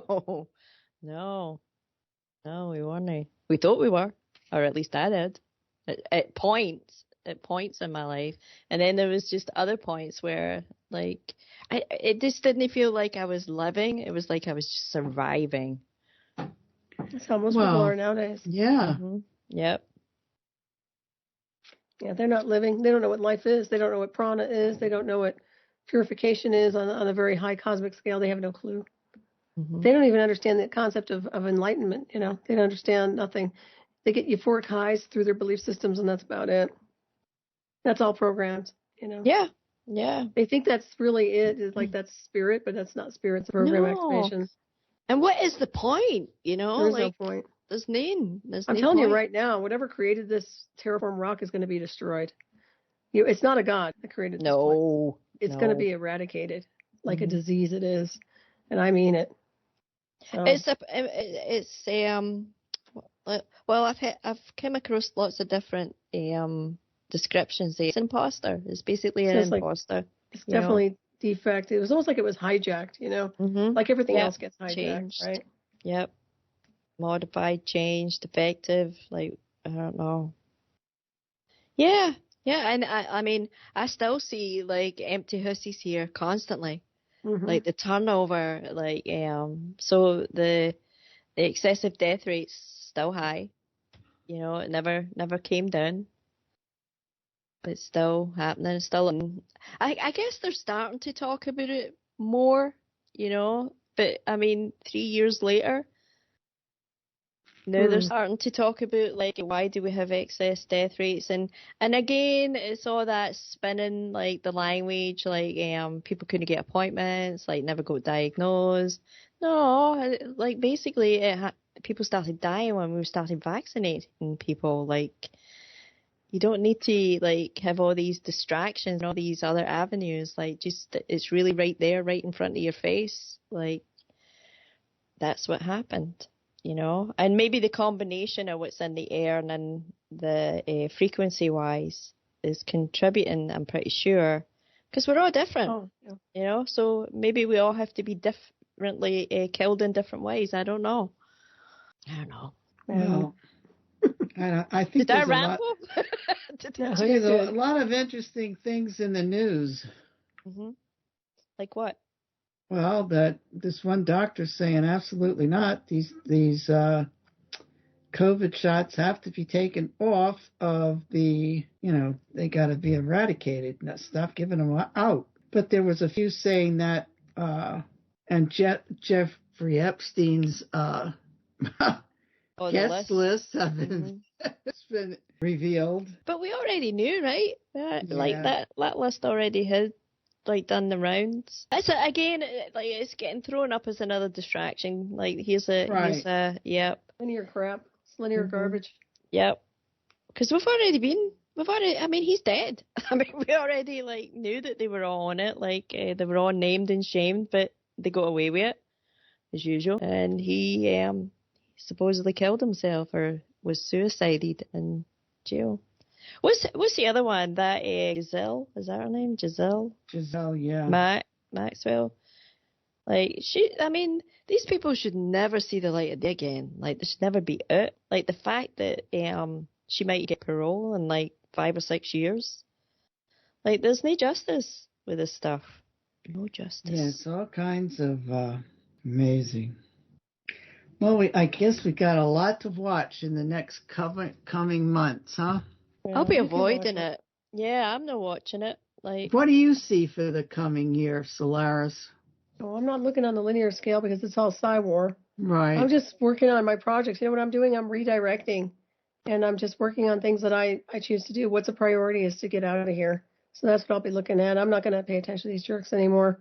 I'm going to do my best to get away from them. So my suggestion is for people to follow whatever it is that their passion is and to go fast forward with it. Mm-hmm. Mm-hmm. And change the frequencies and change the field around them as best you can. Yeah. And like I said, I know it's it's interesting. You can look and watch and observe, but it's always the same old game board over and over again. And after a while, it's not entertaining to me. I find this disgusting. I can't stand it, and I can't deal with it anymore. I'm too intelligent for this kind of garbage. Mm-hmm. So it lowers the IQ. I mean, seriously, of the mass collective. Yeah, it does. To sit there and engage with the BS. So. But yeah, Madeline, I mean, look at this. I mean, they're just sit there and they're going to go back and forth and banter back and forth. The whole place needs to be imploded, okay? Let's just put it that way. You know, that's the only thing I can say as nicely as I can. So maybe the irony is, even though they left the borders wide open, they've actually done their own sabotage for their future. It's going to destroy them. So good riddance. I mean, they want to destroy us, but I think it's going to destroy them in the end. So I think that's interesting. Oh, by the way, I hear that California just decided to pay for the health insurance of all these illegals coming over the border. Yeah. Yeah. Well, isn't that interesting when people are paying $800 a month for their medical insurance through a particular insurance agency, and these guys get over here with free insurance? Yeah, I'm sorry. That's what I say. What's wrong with this picture here? I mean, like I said, don't get me started with the linear BS. But that's just one. Once again, keeping them poor, keeping hardworking people, Americans, poor, while they give all this extra money to these guys that don't deserve it. They don't deserve it. Not karmically, not spiritually, nothing. They don't deserve it. They don't even belong. Okay? They'll divide the people, so that the people will, they just divide them. And the thing about the immigrants is they are, the governments are giving them money, right? So they will say, if you want to be free, you're going to need to work, you're going to need to do this. They will take your home believing that it's for freedom. It's all being orchestrated in such a way, because if they're in your neighborhood, they're getting more money than you. You're struggling. You're working 2 or 3 jobs. They become your enemy. It's setting us all up to kind of fight each other. Well, I think in the end, they're all going to get crushed anyway. Quite honestly. Yeah. But I'll tell you, like I said, I'm not here to participate with the game. Period. I don't care what side. I don't care. So I'm looking for the more intellectual way out. And I find that that's what it boils down to is being smart about it.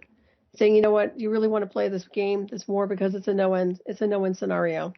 So. Well, that's what we should go down and cross the border and say, me no speak English. Thanks. I don't want to be near that border. Me That's not either. the border I'm looking for. But I'm just, I know. No, I get it though. Yeah. Yeah, but they still screw you over. It's even hard to make jokes about this stuff, isn't it? I mean, it's like, because it's so disgusting. It's like, it's hard, like, because it's not freaking funny. But we try to lighten it, you know? It's a suicide mission, really. When you think about it, that what they've done in D.C. and the federal government is literally created a suicide program. Yeah. Because it's really a self-destruct. And as much as they want to pre-select everybody to be expiring, they're going to do it to themselves. It's really their own demise. It's really kind of funny in a way. It's all going to implode. I'm telling you right now, they're all going down. You cannot be able to survive this. They're not going to survive it. They're not going to survive what they've done, the damage they've done. It's going to hit them. And their families, and their children, and their grandchildren, whatever legacy they think they have, is going to be gone. Yeah. So simple as that. And then they want to hide, mother effers, hide under the bunkers. I don't care. It's still going to get, taken down. So. Yeah, well, look what they've them. done. For thousands of years, erase people's names, like they want to change history, everything, and then they've been doing it for thousands of years. Like it's a fine-oiled machine at this point. Yeah, they hijack everything right down to the pyramids. Done that a billionfold too. You know what I feel bad about? Giving up my Encyclopedia Britannica. You should have kept it. Didn't we just talk about that the other day? Dictionaries, yeah. Yeah, definitely keep something like that.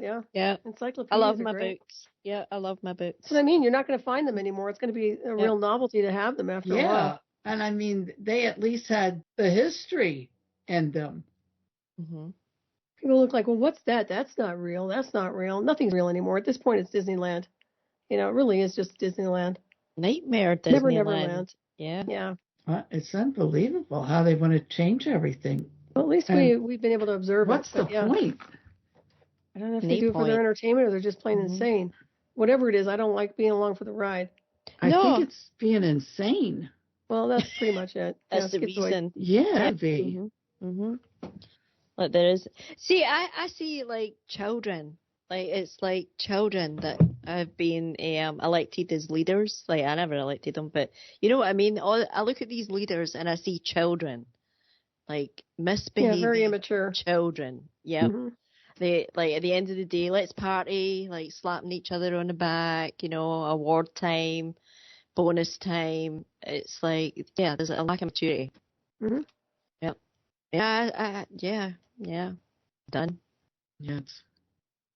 But I'm glad it's 2024 because I believe that there's positive things that are happening behind the scenes. Not here. No, definitely not on this rock, but definitely not here. What but we connected. can interact with. Yeah. But connected. And I feel very optimistic. Like I feel like that this year is I feel optimistic about it. That's good. Yeah. Like even if I was just imagining the sweet smell of the sea air, done my spirit good. Like no, it was beautiful. That picture you showed me was gorgeous. Yeah, done my spirit good. Yeah. Well, we have to go in the spaceship and have a recharge. Is that a lot? Jump onto a station. There's stations, like there's. I wrote about it in my book. Yeah. And I've seen a couple of them, but it's because I read your book. Yeah. Well, I had an enormous sphere around before these jackasses showed up with their warfare program, the aerial stuff. But yeah, I have stuff. I know that we can create things. Let's put it that way. It's not fantasy. There's a connection. Well, there is a connection because, we've done work. I've been fortunate to do work with you, and I know it's changing things. I know it has changed things. It does. It definitely does. Massively. It was shifting things. Like at first it was like a wee ripple, but then it was like waves, Yeah, once you understand and once you get the connection, it's huge. That's huge. The thing is, I don't like these meddling bastards in these defense departments. I'm not a fan of Space Force either. They better back off. I've had enough of them too. Was it you that was talking about you think they're going to get like a more prominent position? Who? Space Force? Like Space Force. Like They somebody don't deserve anything. No, they don't. But somebody was talking about that. I don't know who it was. I need to think about They it. can't be. Well, they're just another spin-off agency. I mean, honestly, they're just the same as the regular Air Force. They're just more weaponized and more nefarious when it comes down to space platforms. But nothing's changed. Nothing's changed. It's just the same old game board. But I do know that they're not allies of mine. That's why anytime I do, where I've been with technology is definitely a nemesis to them. So it's as simple as that. Well, they didn't get to they didn't get to see what you done. We didn't, but they're jealous of it. And this is the problem with these people, is that they don't understand anything of where I've been or the breakthroughs that I've had independently, but they want to be the first ones to snuff it out or take credit for it or sit there and run interference patterns. And believe me, they're right here in my hub. So I was actually supportive of them, but when I found out they were doing all this nefarious stuff, I'm like, well, these guys are no good. So the hell with them. Where would you, if you would take a move here in the United States, where would you go? There's no place to go. I can't stay here. I have to go off planet. Only place. It's the only way out is up for me. I thought about that because I wanted to move for years, and I honestly can tell you I don't know. There's no place that really calls my spirit, calls me intellectually. I just don't want to be anywhere here. And I'm not a fan of this world right now. I mean, I'm just not. So, yeah, it's just really hard for me. There are certain places I would like to visit, but not live. Yeah. I do like the ocean. Too. Yeah, there's still places I would like to see that I haven't seen, like, except for in pitch. The pyramids, the Great Wall of China. Like, I would like to see Japan, that. Yeah. I mean, there are places, like, that I would have liked to have visited before I leave. But if I don't, I guess we can visit them on our way out. Yeah. But Santorini would be one. I love Santorini. That would definitely be one I would visit. Yeah. I like Iceland. There's certain areas I do like. I think this place has some beauty. It really does. Unfortunate this has gone down. Yeah. Oh, there's still some wild areas that are absolutely gorgeous. Yeah, they are. But after that, what's left? I mean, okay, it's pretty, but I know. It's not really good substance anymore. Then it does. But yeah. On the way out, Santorini. We could stop at Japan and have I love Japan. A tea ceremony. Oh, that's real. I'm really big on that. Yeah. I thought about moving there a long time ago. Oh, I would love it. I did. Yeah. I just think they're very nice people. I want to be there at the time of the cherry blossoms. That sounds nice. I want to see the Northern Lights. Yeah. You could come here and see them. You guys get the Northern Lights? Yeah, we get them. Oh, sweet. We've been getting very them nice. more and more every year. We're getting them. It looks like Norway has a really nice collection of Northern Lights. They do, right? I used to. See some of the pictures that come up on Facebook. Yeah. That's what we need to figure out, like, because we could do this live on Facebook at the same time as we're doing it, like, here. You should set it up. Something. Yeah, I'll need to look at that. Unless you guys want to do video? I don't really want. I don't really care. That means I need to put my face on. I can't be annoyed. Who cares? Honestly. I mean, I need to wash my face. You know what? I don't even give a damn about stuff like that. Yeah. Oh, did you I see can dress what up. I can clean up well. Don't get me wrong. But I'm so done. Yeah. Oh no, you look great. You kidding? We'll have to put our becoming more and more ball gowns on. Did you see what Madeline did to me? I like it. That's my old. I had a hairdo like that. My old haircut was like that. Yeah, I've had she's having fun. Like she was. Remember paper dolls? Remember that? Paper doll thing? That's what it reminded me of. Yeah. I used to love to do paper dolls. Well, then you can switch the hair like that too. The shoes, that sort of thing. I love that. Like the paper dolls, and you would get your magazine every week and cut them out. Yeah, and had a little wardrobe. Yeah. Right. Times have changed and the illusion of time, huh? I used to like the doll houses, too. Oh, I liked the dollhouse. I liked the furniture. Yeah, I liked them. I never had all that. Like, when I was growing up, I didn't have that. Yeah, I remember getting a jewelry box for my Christmas when I was, like, maybe 8, 9. And, I was cutting earrings and necklaces and rings out of the catalogue and putting them, the pictures of them in my jewellery box. Oh, that's cute. Well, I think that was early days of manifestation. I think that's, it's like a wishing board or something. Yeah, I used to do that. I used to put the things I wanted, cut them out, makes sense. Pictures, put them in the box. That's pretty cool. Yeah. But yeah, there's some elaborate like dolls' houses and furniture, and they have little Tiffany lamps and all that in them. Yeah. Yeah. Very cute. Did you have a doll's house when you were growing up, Madeline? Yeah. Yeah. I was an only child. Oh, were you? Yeah. I didn't know that. I really wasn't an only child, but I thought I was. Oh, that's funny. You were an only child. Yep. In my reality, I was an only child. In other people's realities, I wasn't. But I didn't find out. Well, today's the passing of my father passed away today. After he passed away, I found out he had another daughter. And it's like, what? Yeah. Interesting. Wow. Like my dad did that to me as well. Like, it's like a TV movie. Yeah. My dad basically said to me, by the way, you're one of the firstborn. I'm looking at him going, I know I wasn't the firstborn because my parents had a child before me that had died. And I was like, no, I know I wasn't the firstborn. I've always known I was the secondborn. And he went, no, you're the thirdborn. And I was like, what? And he's like, yeah. And he gave me this whole story about when he was stationed in Wales. I think he was 18 or 19.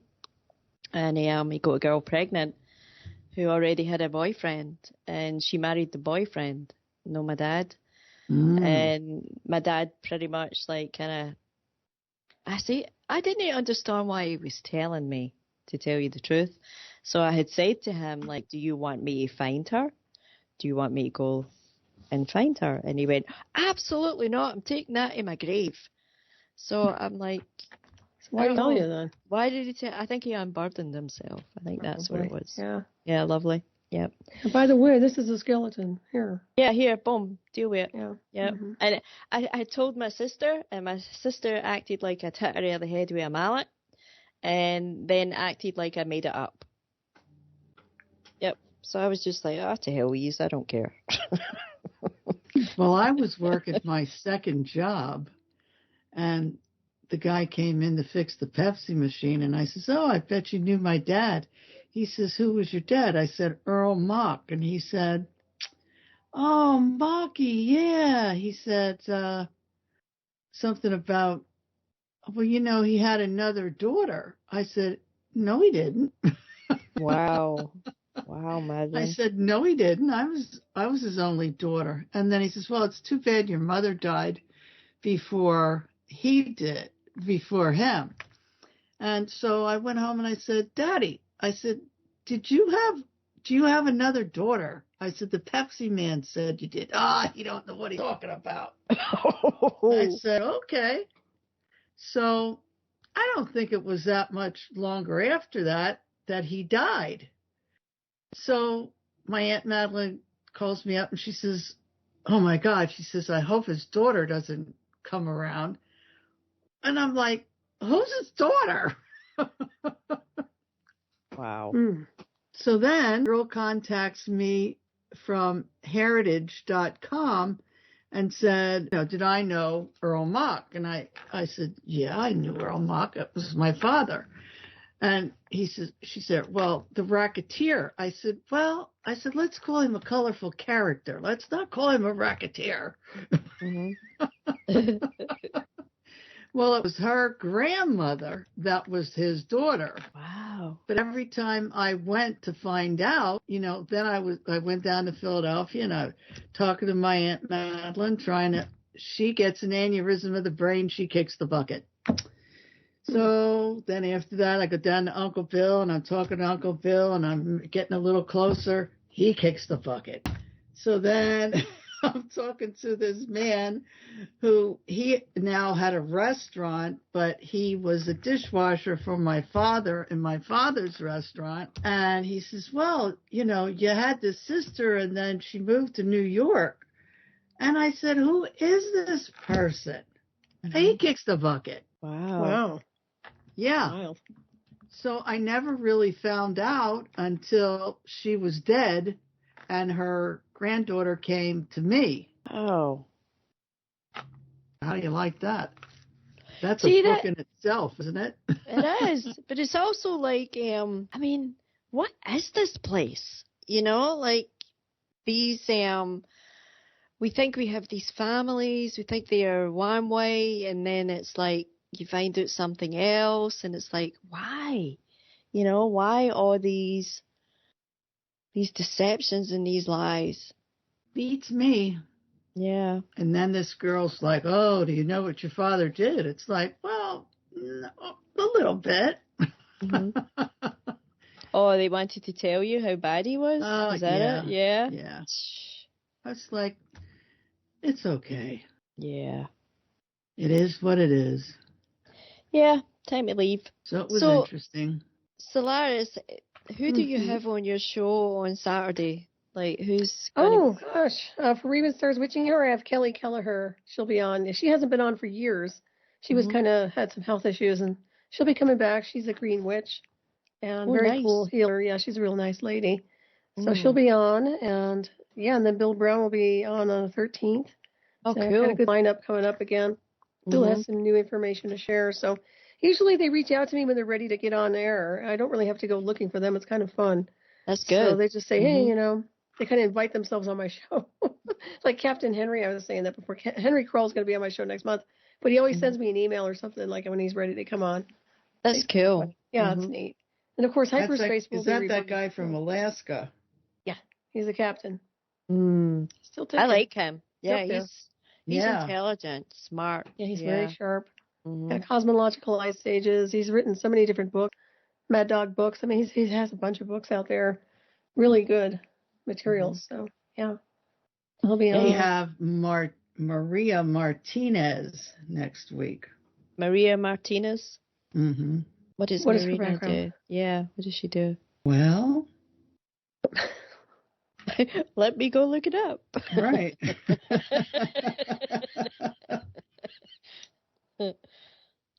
Yeah, I'll need to read up on that one. I'll need to prepare. That's the other thing. We don't have our music and our introductions, but that'll all be in place next week. We'll get that all taken care of so that we have some music, and because we already did it, Madeline, right? We kind of put the Life in the Hologram, the introduction and stuff. I think we have to change your voice at the end. That's the only thing. Like, just rearrange it. I think Maria does something with prosperity. Ooh, that's timely. Mm-hmm. That's great. Like, I'll need to read up on her. Is she written anything, Erin? Is there anything I should be reading? Yeah. Okay. But I have to find all her information. All right. That should be cool. That should be very cool. This has been very cool. Like, I feel, I actually feel like we've been on your show. Like, you warmed us up, welcomed us, kind of brought us in, and you're here the first day with us, the first show, Solaris, and I'm so grateful. Like, well, thank you. I'm grateful too. This has been great. Yeah, it's nice. Very casual. Very fun. Yeah. That's nice. Yeah, thank you. And I'm happy to be here and to be here. Like, I'm right now talking to two legends, you know. I've got Madeline is you're going to be teaching me the ropes, aren't you, Madeline? Like, yeah. Yeah. Going to be, because you're an old pro at this. You've been, and also like your background. I'm interested in that. I think we need to do some shows where we just talk about the stuff that you have done, Madeline. Yeah, that'd be a good idea. Actually, both of you should do that. Maybe interview each other during your own. We don't need to have guests all the time. Because you have such an extensive background.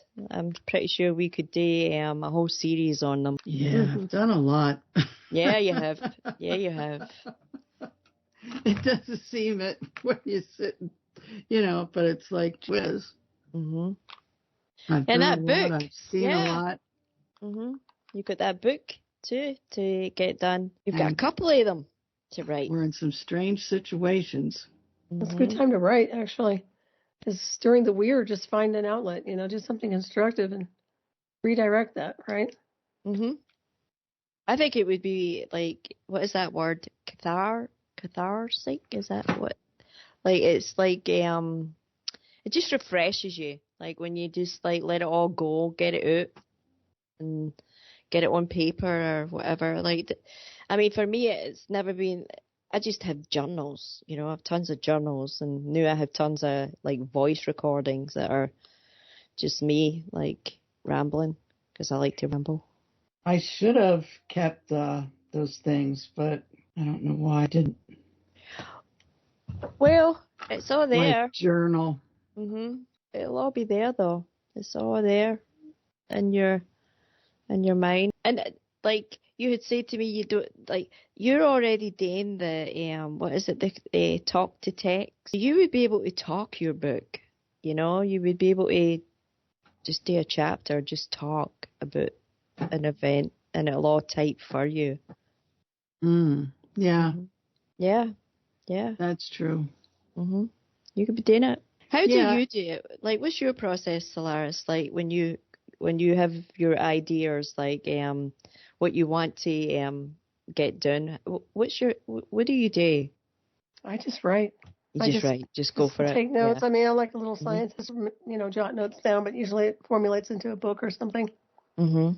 Yeah. That's a good way. Yeah. Just let it ride. Let it go. Stream it. Well, yeah, I think it's like knowing what you want to write about, or getting out the way and let it write. Well, I always had the database, so to me, it's not like I had to think about it. It was just there.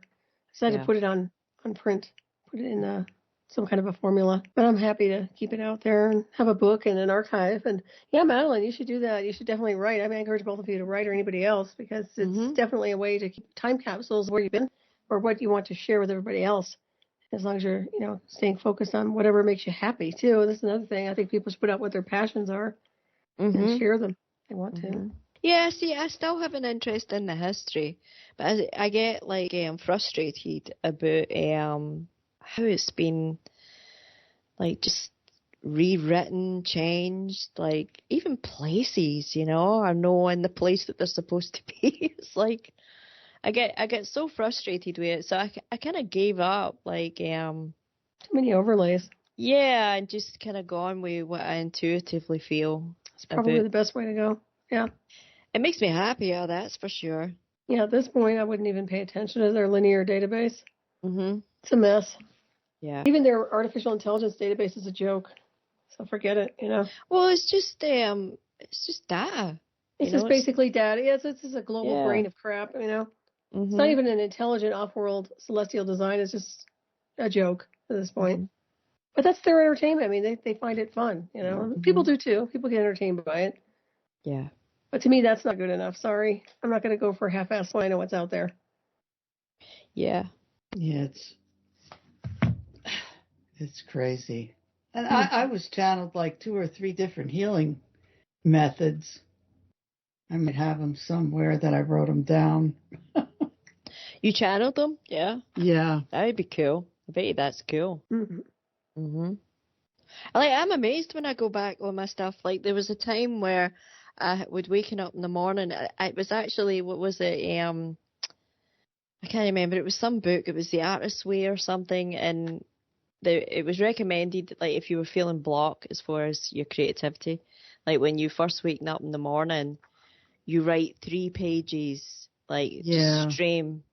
I have journals full of stuff like that. And sometimes when I read it, it's like, whoa, who wrote that? Well, maybe you need to put that together. Yeah. I'm doing it. I'm doing wee bits here and there. I'm doing my thing, but I'm also got my focus like externally on the other stuff that I'm trying to pull together. So yeah, I'm a wee bit kind of. I'm not too all over the place, but there's times when I just feel like time gets away from me, like the week will get away from me. I won't get done what I thought I was going to get done. Well, and even like to keep or write down different things in your life and so on and so forth, because in the old days, the kids would sit by their grandparents or whoever and talk about their life, and people would listen. But that doesn't happen today. I don't think anybody gives a flying fig.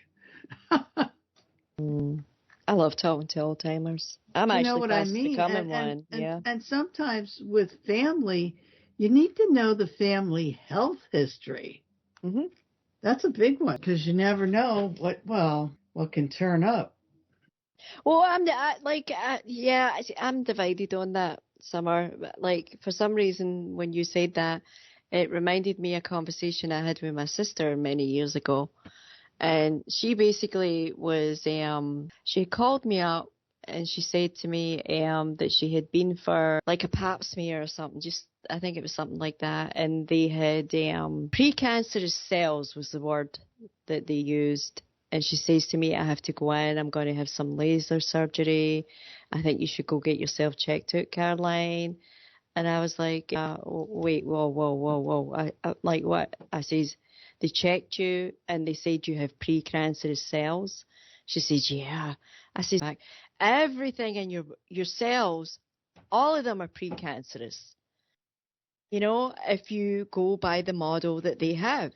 I say, so basically you're going to have them laser some of your cells that are probably perfectly healthy. And she didn't like that. So I don't buy into all this, Nina Day, Madeline. I really don't. I don't buy into, I do understand the idea of preventative medicine. I understand if you break a bone, you get it set. I understand if you have an infection, you seek out the best antibiotics. But I don't really buy into this germ viruses, like this whole kind of system that they have here. No. And I haven't bought into it, like, as long as I have been here. Like, I was 19 and they were having me sign forms to remove my breasts. So I learned real early, so I did, that if I wanted to hang on to my parts, I better figure out how to keep them healthy. Well, I'm not, like, with different heart things and things like that. I mean, all of my people died from heart attacks and strokes. Yeah, but you could be the breaker of that chain. I don't think so. You don't even got to entertain it. I don't think so. But you could be. I don't think so. It's not looking good. Oh, Madeline. We're out of time. Yeah. Oh, no, are we? Oh, yeah, you are. Yes, believe it. Well, thank you, ladies, for listening to Revolution Radio, Life in the Hologram. And thank you so much, Solaris and Caroline. And we'll be back next Wednesday. Bye. Good night. Bye, everybody.